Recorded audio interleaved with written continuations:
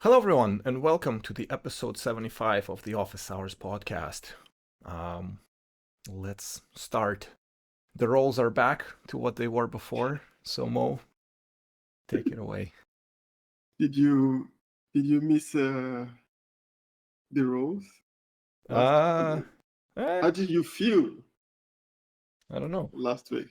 It was interesting. It was a good. I mean, we had a lot of it was a different kind of conversation. Like we Hmm. talked a lot about security stuffs, Yeah. and yeah. But how do you feel being the one telling the story, being the one bringing the gist last Um, week? I mean, I am pretty poor storyteller. I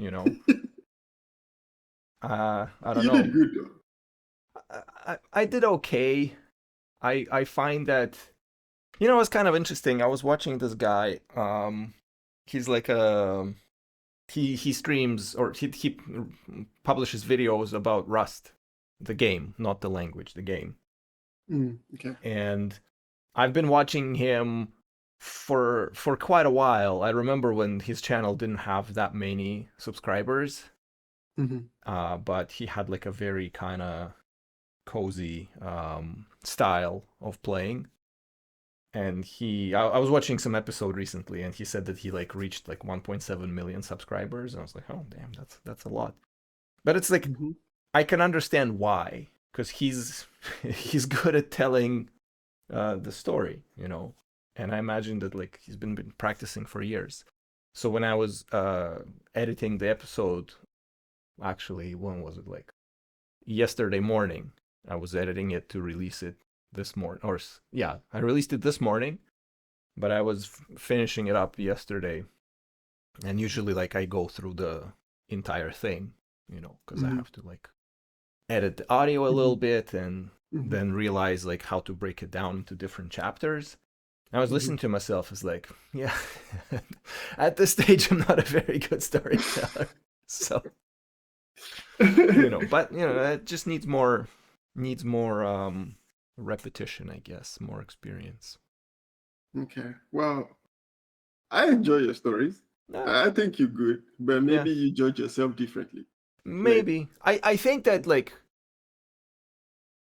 it's kind of like writing an essay mhm, where you can write a really poor essay that kind of tells about the things you're trying to tell, or you can kind of restructure it, reorder it, make sure that the points are hitting. There's like enough supporting information. It's like all of these things, and then it's like a much better essay. So the same thing, like you have to sit down, like properly write some kind of a script and then follow it, and like it probably would be much better. But again, this is a very low-fi, low-budget production. Ain't nobody got lo-fi. time for that. Fair enough. I mean, soon we get there. We get to where we have like, you know, bigger budget for like production budget. You know what? Sometimes I dream of this, Hmm. One day we see. Yeah, One yeah. day. You One watch day. people like building out their cool studios and things like that. It's like, Uh-huh. that's Yeah, pretty one neat. day. Yeah. Yeah, pretty neat. You know. Anyway, today I wanted to talk to you about something I can. Do you know, by the way, that I don't know. Have you been to Glassdoor recently? Not recently.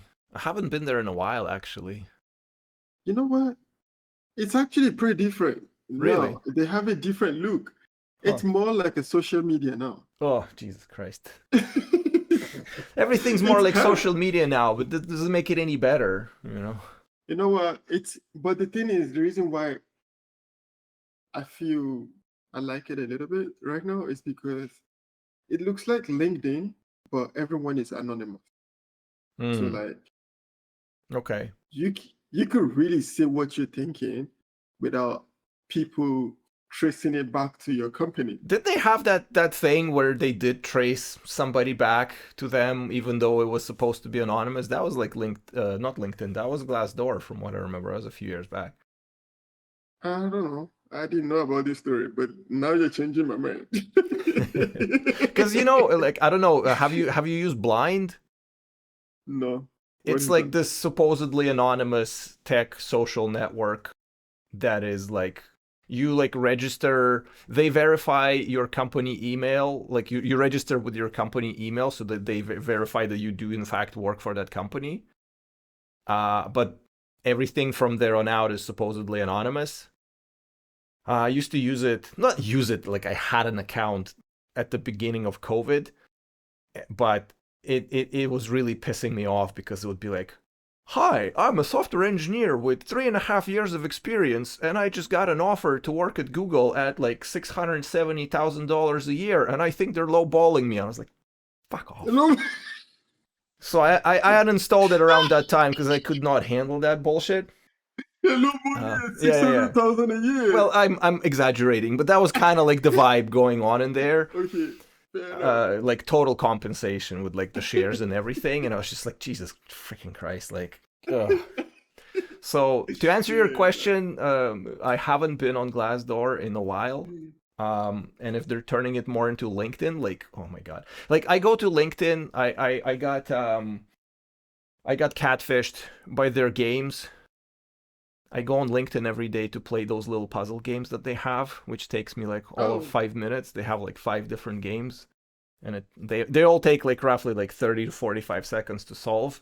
So I do drive their daily active users by going there to play those games. But as soon as I'm done with my games, I start scrolling the feed, and like 3 seconds later, I'm like, oh Jesus Christ, this is horseshit. yeah, the So feeds are just like yeah, the feeds. I don't know, man. Like the feeds. Sometimes I'm like, are we working the same job? Like, like, why? Where are you finding this? But I guess there are some people who are actually really just good content creators. So like, it's just content. It's it's not that serious. It's just somebody thinking of something interesting to say to drive engagement and stuff like this. And I wonder what the engagement even does for them. Maybe mm. provide some form of visibility or something like this. I don't know. Because I don't even know how it benefits anyone. But maybe I just don't. Some people have like consultancy businesses that they do on LinkedIn. So like they are in the business of attention. So like they just want to say something. Those are the people who talk about their dogs who got a job. Like, oh, I was coming out of the door and then I saw my puppy, and then the puppy was making me feel like, Yeah, I whatever. know those cookie cutter stories. And then some guy Yeah. saw me and he was like, "You're a really good person." And then I went to my Yeah, interview and that guy was the boss. Like, yeah, exactly. yeah, yeah, yeah, yeah. Yeah, I know this. Anyway, I was on Glassdoor, right? Mm-hmm. And then I saw this video. It was a short video, and then somebody was saying that, oh, um, if you that he would hire the divas, like the divas. Mm. And someone was explaining it like, yeah, if you are agreeable at work, like you need to be difficult, a little bit difficult to work with Mm. to be able to get recognition at work. To like you need to be productive. Like I don't remember his exact word, but what he was trying to say is like the people who are usually agreeable end up becoming task doer, Well, and you because they don't can't say challenge no them. to anything.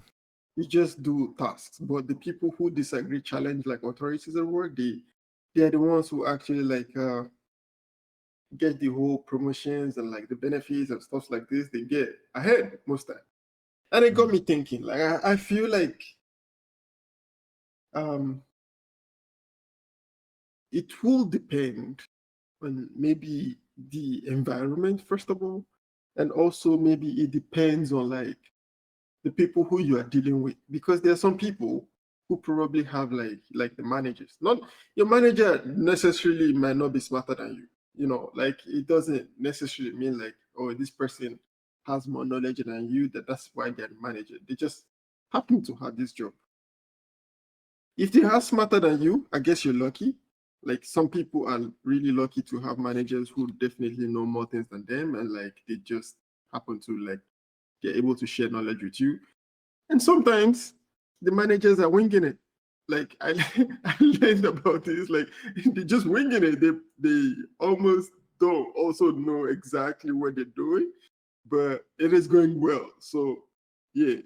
So maybe this kind of people you can like, if they find you too stressful, they can think of you like, yeah, oh yeah, this person is too big for this role. So let's just push him up, you know. But if you're dealing with like the managers who actually know what they're doing, I find like this trick will get you out of the door a bit too soon than it should be. I mean, this is just my opinion. This is how I saw it. Like in the moment, the way I felt about the video. And I remember we talked a little bit about this before as well. So I want to know your opinion about this again. Like, how do you feel about it? Like, do you think it's true, or do you think it Mm, depends? Like every software engineering questions, I it can depends. only answer like a little bit of it, I would say, because I am like the worst person to ask questions about like playing the office political game. Mhm. Um, I prefer engineering. Thank you very much. I don't really care about much else. Uh, in terms of being agreeable versus disagreeable, I think long term being slightly disagreeable would help most people long term. Um, like you don't have to be a hard ass and just say no to everything, or be like a person that's like so disagreeable that it turns into some sort of toxic traits. But you kind of have to be able to stand up for yourself, your principles, and what you believe in at like in some capacity. And yeah, like if you say yes to everything, there was actually an interesting thing that I've read that kind of echoes what you're saying a little bit. But it's like if you say yes to everything, some people might start asking questions like how come he has time for all of this stuff? Isn't he supposed to be like busy doing all this other stuff? Like how come every time I ask this guy for things he like gives me time? So it's kind of counterintuitive. You think you're being helpful, but you're creating Mm, an image of you must really not be doing that much if you're like jumping on every opportunity to like do stuff for other mm, people. I don't know how I feel about that because like I myself am guilty quite a bit of doing that at the expense of my own deliverables usually. So, but again, I don't know. It's really hard to go against one's nature. And it kind of feels like it is in my nature to be overly helpful. So I don't know where that is coming from. Um, I You're don't a know. good person, Vasily. You can't help it. Like, See, there's a thin line between like a good person and people pleaser. I'm not quite sure on which end I would necessarily fall, because you know, if you help somebody, it does feel good, right? It's like, oh, I'm such a good person. I'm like helping everybody. It's like, are you though, or are you like virtue signaling? Yeah, I don't know. hey, oh, 1 second. I would like us to go a little bit into that because you're right. There is a thin line between being a people pleaser and being a good person. I mean, I guess if you deliberately want to be a good person or you want to be perceived as a good person, this is what makes you a people pleaser because Hmm. you are chasing Approval of others, the image or the of yeah, being yeah. a good person. I don't think like I think yeah, this is what makes a difference. Like I don't know, like but just being helpful, I don't think it makes you a people pleaser. Like if you go out of your way to go and ask the person if you need help. Yeah, I think that's true. I think that's true. Um, but still, there are some times when it's like I guess like my life would be just much easier if I were to say no. But like if I know the answer to the question they're asking, it's like why would I say no? No, no, but this doesn't make you a people pleaser. Yeah, Like yeah, no. It's just I'm if saying you that go like sometimes I do it to such an extent that like my own productivity suffers because of that because like I spend all this time helping everybody else. So it's like it's not like again if we're talking about a political game, it's not furthering my goals within the organization to grow because of visibility. TM, the thing that I hate with burning passion, but it's just like you can't really do much without it these days, it seems. um Most big organizations have the culture that visibility trumps everything. you know Mhm. you can be a shit engineer, but as long as you're like visible everywhere, the doors are open Yeah, for you. But I don't yeah, know. I come yeah. from a different time and a different school where that was not the thing to do.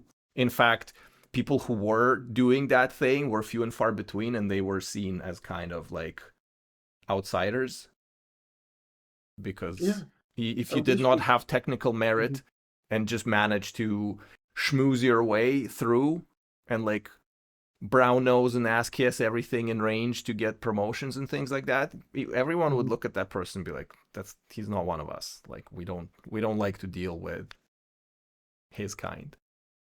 So I'm just not Exactly. used to it, Yeah, yeah, yeah. I can see that. Honestly, I don't even know how we came into our industry. Like most of like the people that I've worked with, I find like there is a very common trait amongst like a lot of software developers and like engineers.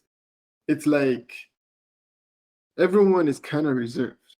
So like telling someone who is like this, who has like this kind of personality that you have to be like the star of the every show. Like this is a lot to come out of this shell. I mean, it is what it is. It's the business, it's the capitalism that we're doing right now. So like it is what it is. But aside from that, like there is something else. After this video, I also saw something about like um, interviews.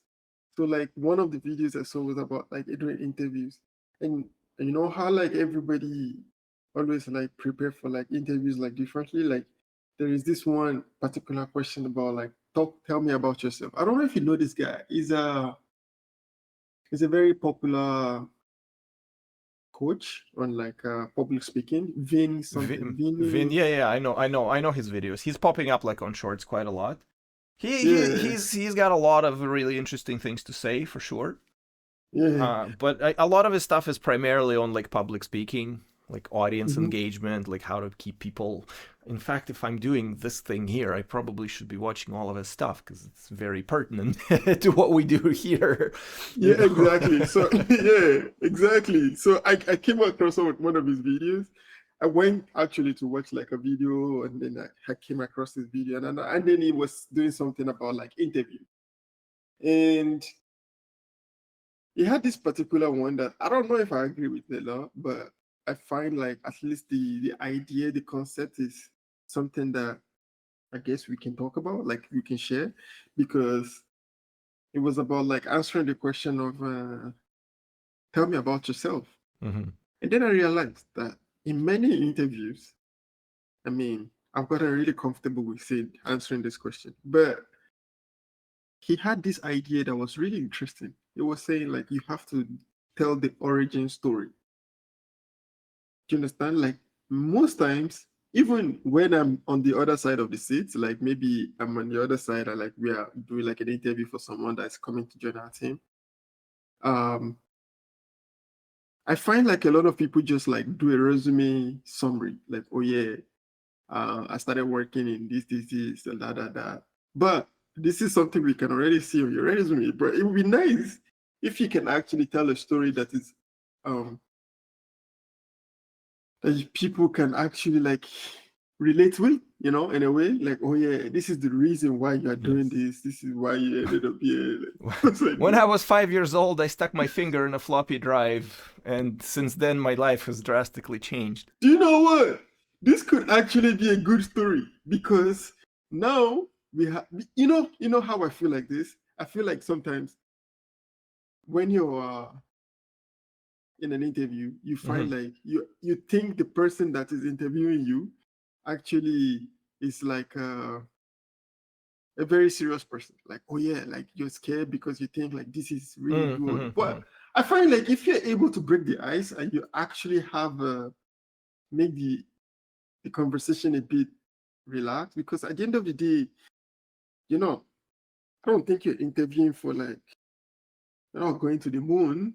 You're just getting a job. You're just trying to get a job, you know. Yeah. So No, that's it's very true. it's two humans, and the person is also human. So like, if you make the person comfortable and see you as a human, like Vin was saying, one common mistake you notice is like people go with bullet points. Like, tell us about yourself. I am charismatic. I am integrity. I I am am this. I am charismatic. that. You know. So like, yeah. I I find that wonder. like in those introductions, or especially like, you somebody joins the team and they're like, okay, everybody go around and introduce Oh yourself. yeah, Like, this one I don't like. I don't like it because, well, first of all, you're not gonna go into the whole life story because there's like 15 other people like waiting their turn. So you just do like two Exactly. or three bullet points, and for this particular thing, as with many things, you just have like a canned response. You have like this short story that you repeat almost Yeah, verbatim every this single yeah, time, right? Like you have yeah. your pauses figured out, you have your hmm intonations figured out, and you just like press play in your brain and just like blah blah blah blah blah. It just Yeah, comes out on yeah. its own. You don't even have to think hmm about it. I have a box Which for that in my brain. Like I have a box of short stories for this. Tell me about right, right. those ones. And sometimes like if you know some people long enough, you realize like how many of their stories they repeat hmm exactly the same. They just go into this like prepared thing, which is convenient, right? hmm Because you don't have to think about it. That's why like a lot of his things, he's basically trying to put people in a context where they're like broken out of patterned responses and they don't have anything canned and they have to like kind of come up with something to make it a little bit more genuine. Because in terms of canned responses, you can craft a perfectly faked canned response and like practice it 20 billion times, and then when you say it, it'll sound exactly as if you're telling the real thing, right? But like if you're knocked out of that state of just somebody asked me, tell me about yourself, and it's like, okay, subroutine number 25, go. But yeah, yeah. it's funny because This is the one. I like it's probably the same. I might have told this before, but when I used to live at the old apartment, I had like a sequence of events with my keychain. Because, I would drive into the garage, I pull out my keychain, like I leave the car, I get to the garage door, I open the door, like I go to the elevator, then I stop at the ground floor, I go to my mailbox, I like open the mailbox, and then I go to my apartment, I open my apartment. But if sometimes I was like taking a walk and I walk in through the ground floor, hmm and then like I go to the elevator and then I come up to my apartment door and I have like my mailbox and the key because in the sequence of events the mail key goes next. But I'm interrupting that sequence, so I completely on autopilot, like I'm doing all these actions. But as Yeah, soon as like you introduce some yeah, variability in there, it all breaks because like you haven't really yeah, accounted for it. And yeah. I think it's kind of the same. You just save the energy. You have like a predictable pattern and you just do it on autopilot. You don't even have to think about it. I see I see the point there. To be honest, I feel like you're right. You could probably prepare some stories and you don't have to be like, yeah, trying to tell the stories fresh. The thing is, I think the point Vivian was trying to make is that prepare the story. Right, right, right. No, no, I get that part. Is I was just saying this, like I know that I have a canned response to that question that I have Yeah. said in exactly the same fashion a whole bunch of times because hmm it kind of covers all the major points without going into details that I think in his case it's like if you're one on one with somebody and you're like breaking ice, you want to have them interested, but you don't want to kind of like overshare some stuff that like they don't care about. But if you're working with a huge audience, it's like different modalities almost of doing these things. So it's definitely worthwhile to have something better than just like, oh yeah, I've been doing this 20 years and I did this and I did that, because like as you said, they could see that on your resume already, so it's like You know what? While we're talking just now, I remember one time I had this interview with this, I don't even remember the company, but I remember the person's face. It was like, I think it was on a Friday at around like 3:30 p.m. or something. Like, so I feel like the person was probably mad at me for choosing this particular time for the interview. So the guy came to the interview and he was just like, and I was wondering like, why is he so? Why does he look angry, or this is just his face? So I feel like that kind of threw me off a little bit in the interview. So I was just not sure. Should I be smiling or should I also keep a straight face?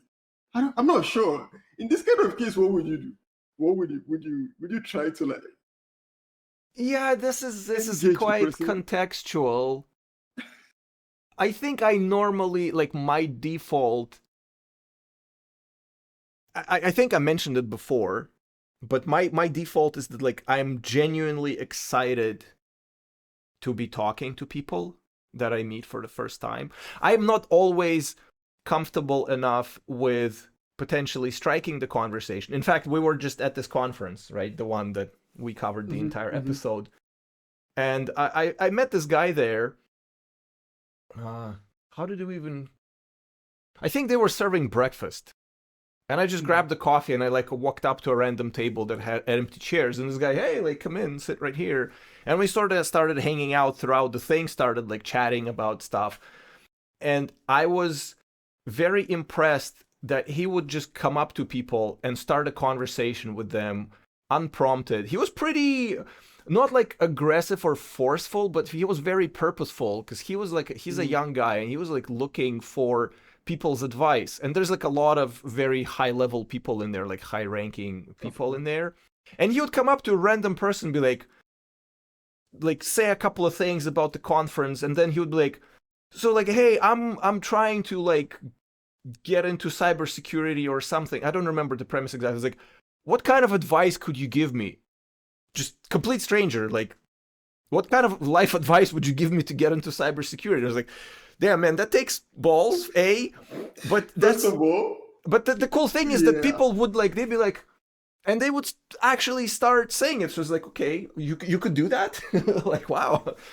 And then before you respond, recently on the shorts, there's been this channel, and he posts these videos where he literally he walks around in the street, and he just like says hello to people, and he has like these kind of stages. It's like first you say hmm, hello, and if people, you know, you kind of hope to have a response, and then it's like, you know, compliment them on something, and then like try to get them a fist bump or something. It's just like, and he just goes through the street and just like every person he meets, he's like, hey, how are you? You know, like, oh, your outfit looks really nice. And some people they just like walk past, don't even yeah, like acknowledge, no eye yeah, contact.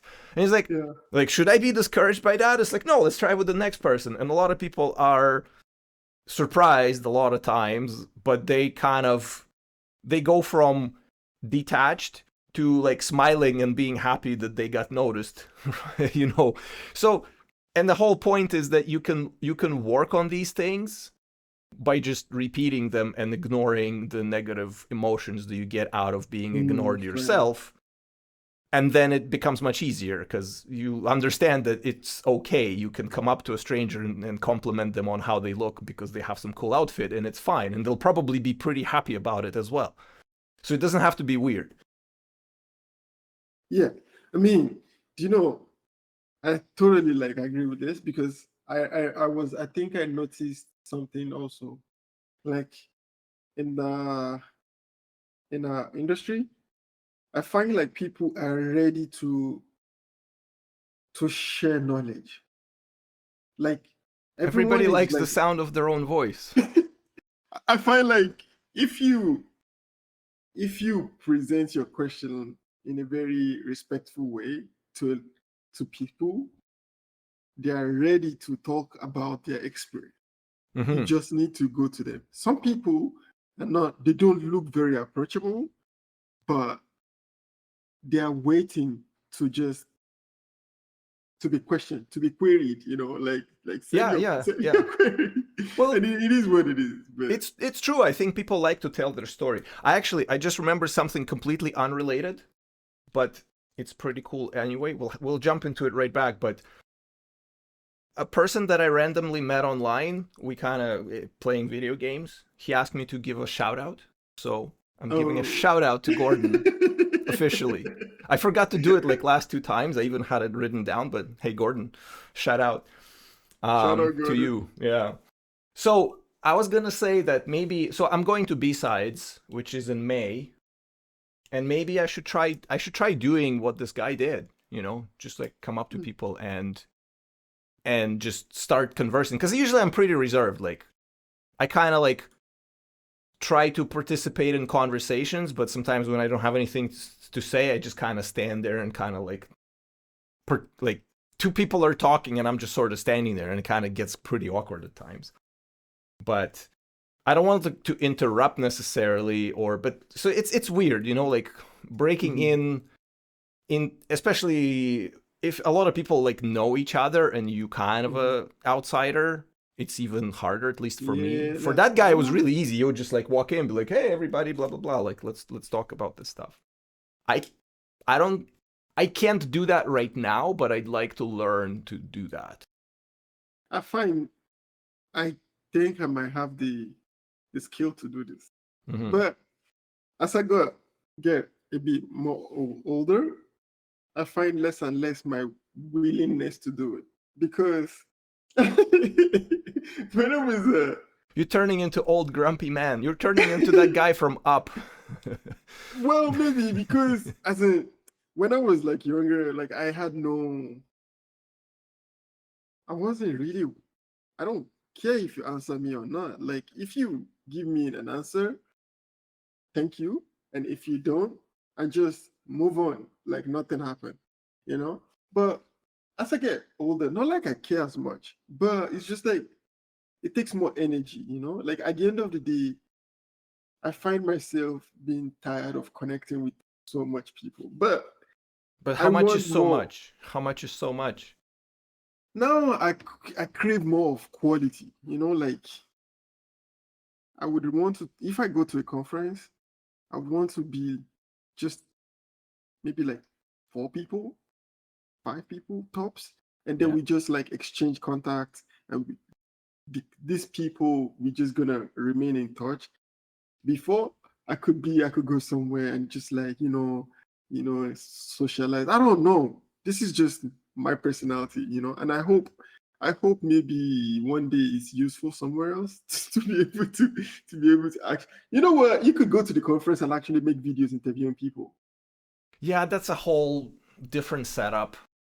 And it's like that would be more difficult, I think. I could try. Mm, yeah, maybe Um you bring us yeah. something, something from the video. Anyway, hopefully you get into that.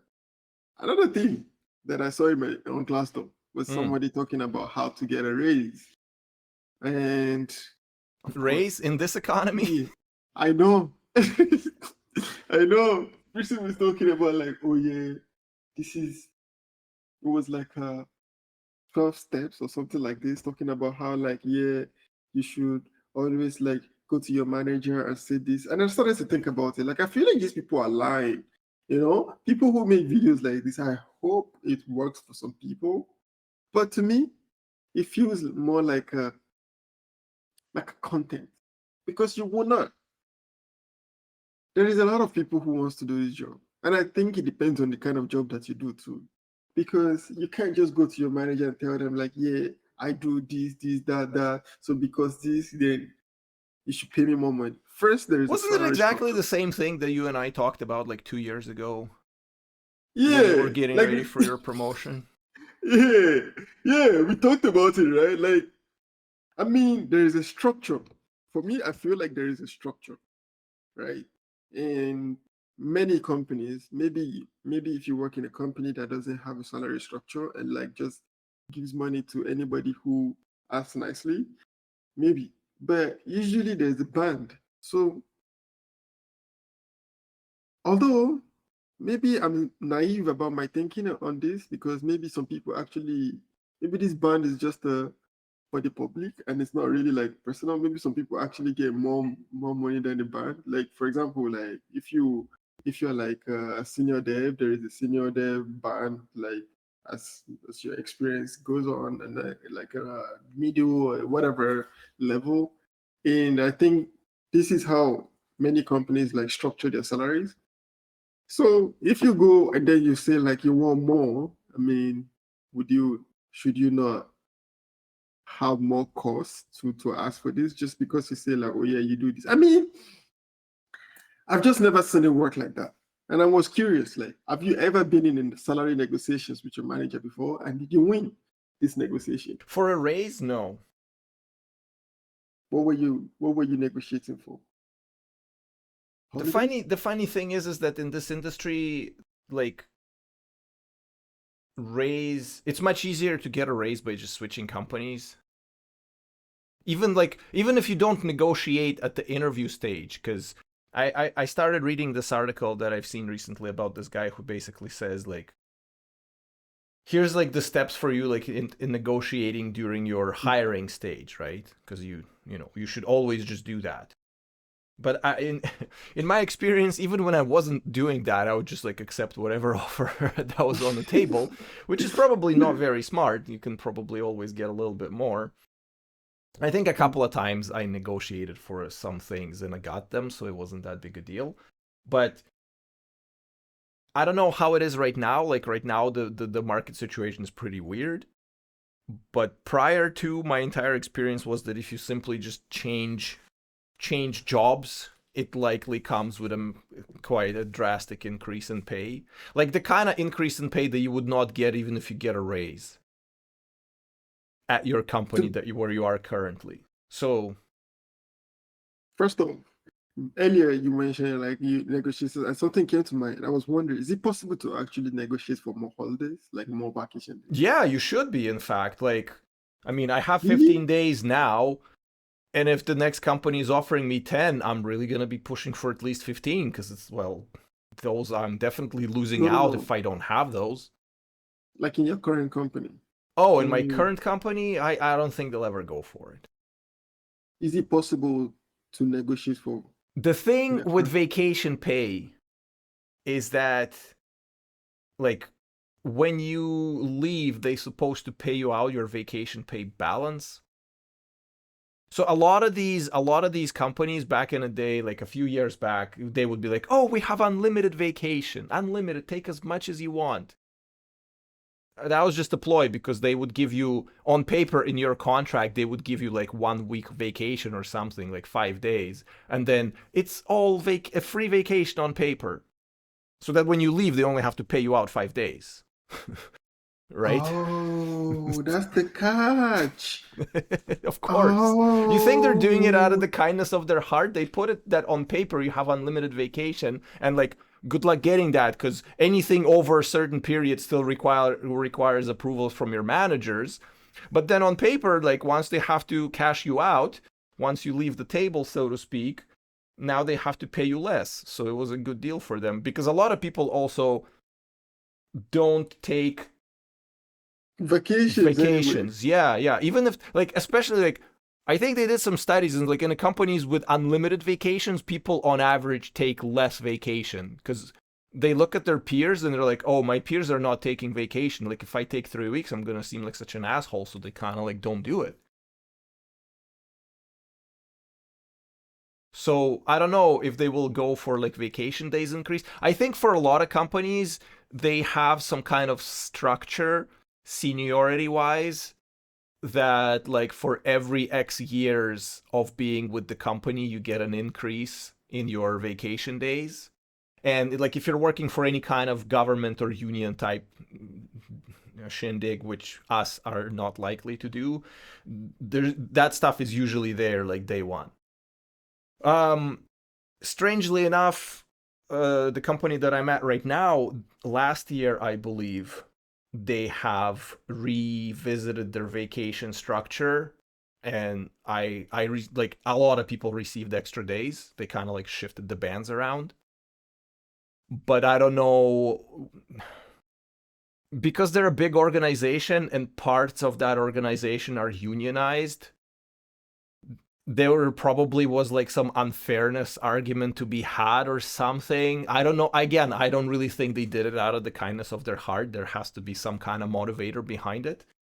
So I don't know. Your mileage may vary, but you definitely want to do that at the like at the hiring negotiation stage. You probably would want to Mm, try to get as many vacation days as you can because I don't think there's gonna be a possibility to bump that up later on. interesting. I And mean, in fact, like I know some people who are staying at their job right now because of seniority. They've accumulated like 5 weeks vacation or something. They don't want to lose that because if they switch companies, it's gonna like go back down to like two. It's a huge quality of life loss if you think about it. Even if they get more yeah. pay, having the ability to take off that much time per year, it's a big perk. Yeah.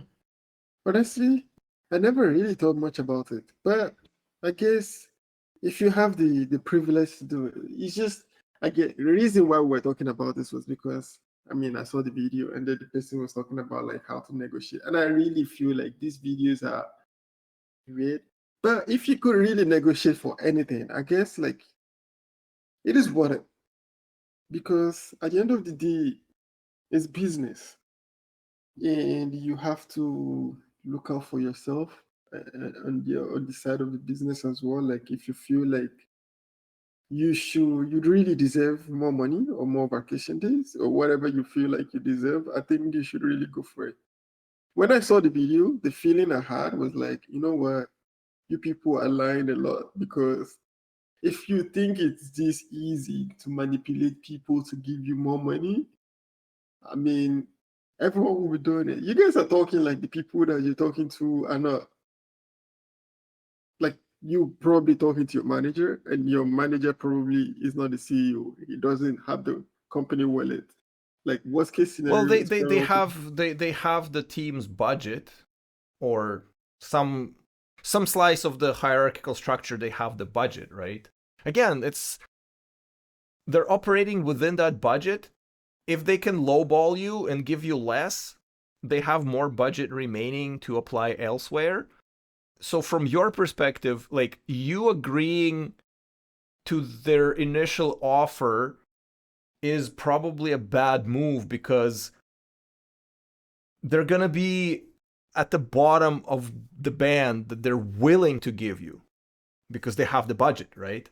So there is more money for you there that they're not telling you about, but it is there. Like no. so why wouldn't they just give it? Like Why would they give you free money though? If okay, they could get Vasily, more out of you for less, why would they do it? It's Vasily, like that salesman thing. It's like, okay, what would you like to pay for this car? Well, ideally zero. Ideally, I would okay. like to get this car for free. Let me give you the scenario, the way I see it.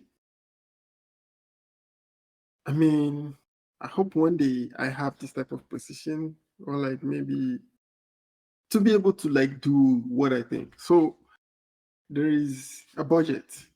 There are people who work for this for this company, and then you have the capacity to pay them more. But because you want to look out for the company, like if you don't spend this budget completely, does it give you like a being a manager if you don't Well, expand the budget? normally the Does way it it works is that like if you don't spend your entire budget next year, you're gonna have less money. Because like we gave you 1 million to spend in year 2025, you only spend 700,000. Therefore, in year 2026, you should be perfectly fine with having 700,000 of budget to begin with. exactly? So why you not spending the money where it should be? So for example, if you find like more your developers, they need more, they could use more bigger raises.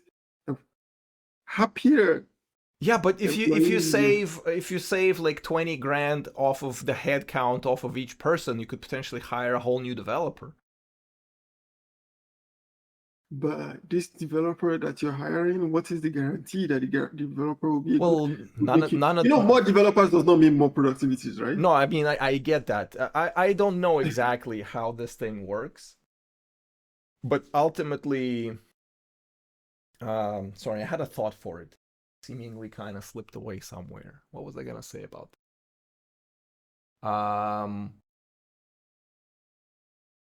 Yeah, I don't know. But usually it's very rare for people to give people more money that they're okay with getting.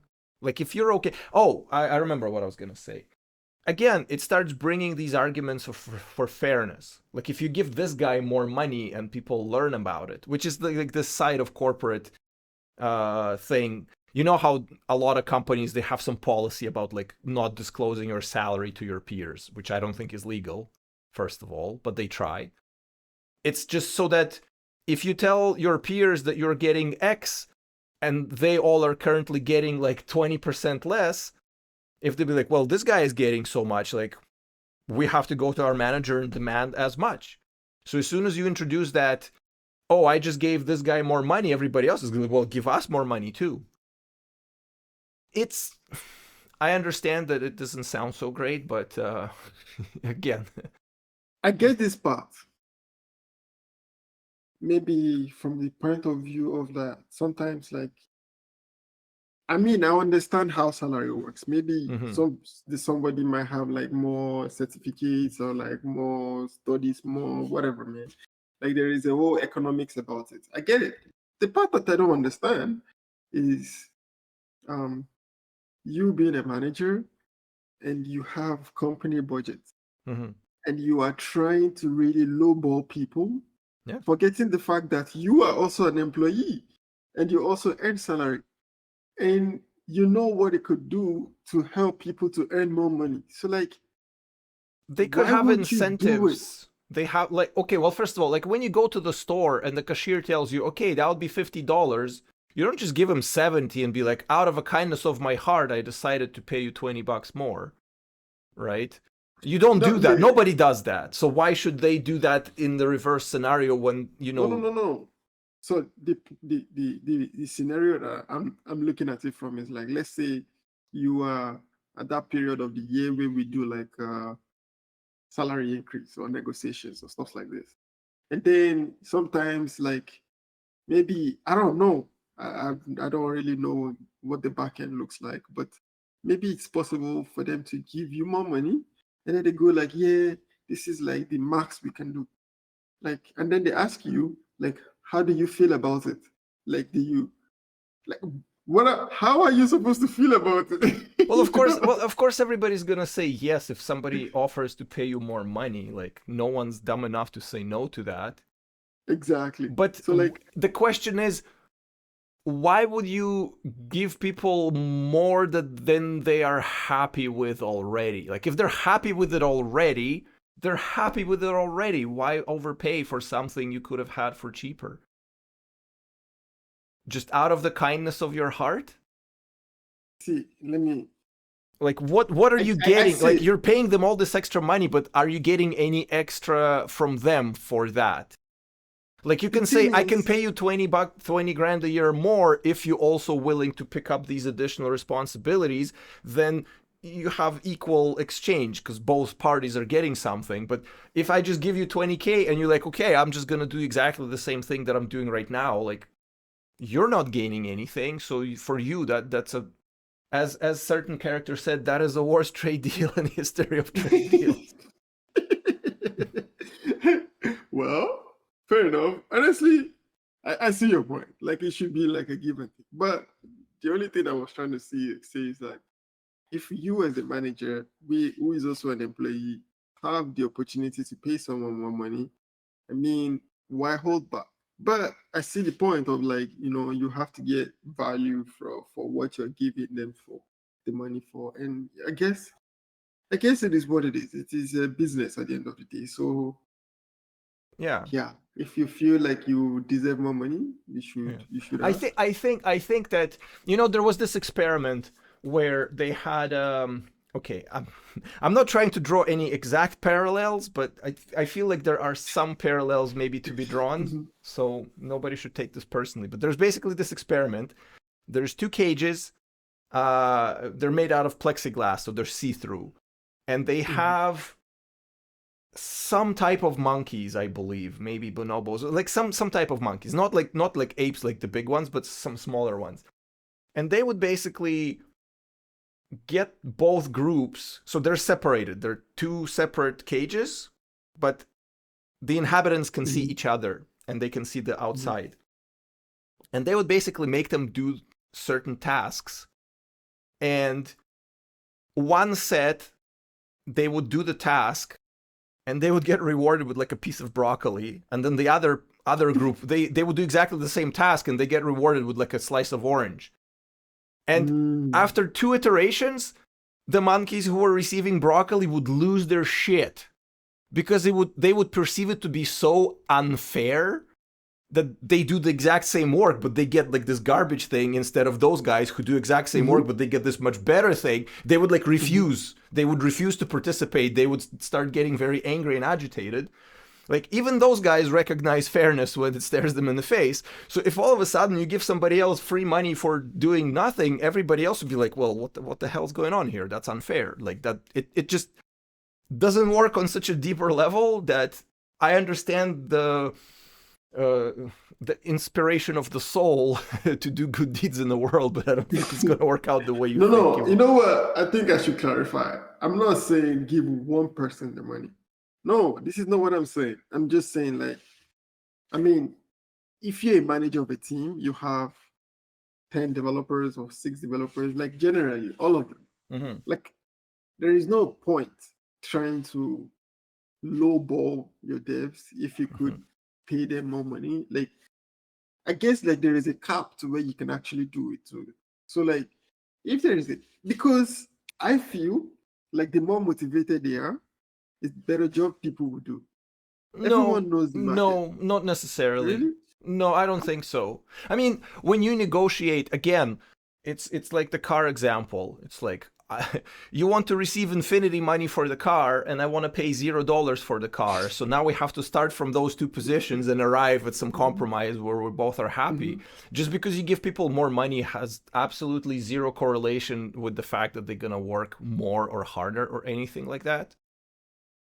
I Really? don't think that it exists. Some people just say, okay, I'll take it and not do anything about it because you already given it to them. Like, why do they have to work for like, they don't have to work extra hard for something they already have. People can only work extra hard for something that they're intending to get, but once they get it, they usually don't work as hard. It's the same thing with relationships a lot of times, you know.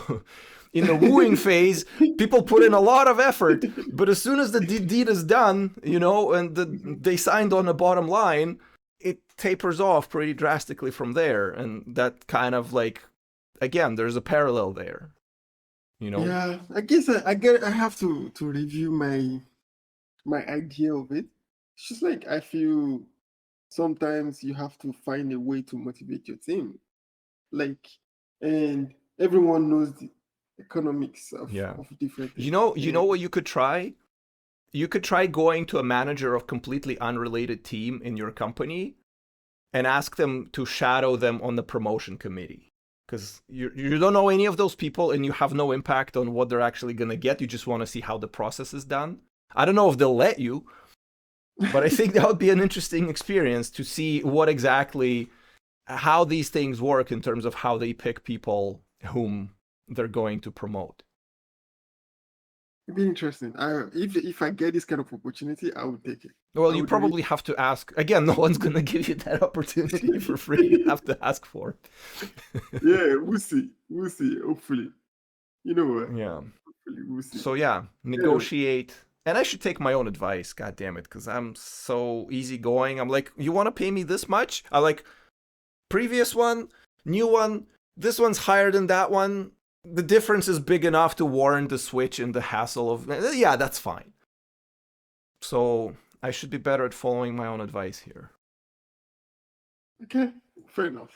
Anyway, Vasily, this is the conversation for today. Yep. Thank you for your time. Thank you, Mo. It's been a fun one, and for all of us, for all of you rather, that are still with us. What do you think? How would you negotiate your raise? Is Mhm. it easier to get a raise at a company you're already working at, or just switch companies and get more money that way? Let us know in the comments, and we'll see you in the next one. Bye.